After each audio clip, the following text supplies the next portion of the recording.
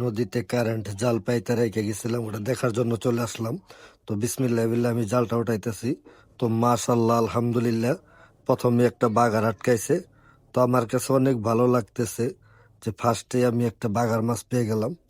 তো বাগার মাছটা তাজা, তো আমি একটু পানি দিয়ে জিলিয়ে নিলাম, কারণ মাছ জিলাইতে অনেক ভালো লাগে। তো সামনে দেখি আরেকটা মাছ, তো দেখা যাক এটা কি মাছ। এটাও দেখি বাগার মাছ। এরে বাপ রে বাপ, আজকে কি বাগার মাছের জাগ আটকাইছে নাকি? তো যাই হোক, দুটা মাছই তাজা। তো আমি সামনের দিকে এগাইতেছি। এরে বাপ রে বাপ, এটা আবার কি? এটা দেখি আবার তেলাপিয়া মাছ। নদীতে তেলাপিয়া কই থেকে আসলো? তো যাই হোক, আমি আস্তে আস্তে খুলে নেই, এখনো তাজাই রয়েছে। তো নদীর পানি যেরকম চকচকা, মাছও একদম চকচকা, দেখেন কি ফ্রেশ। তো যাই হোক, আমি সামনের দিকে আগাইতে থাকলাম, দেখি কি মাছ আটকে আরো। তো আমি বোতল দিয়ে দিছি, কারণ ওই জালটা যেন ডুবে না যায়।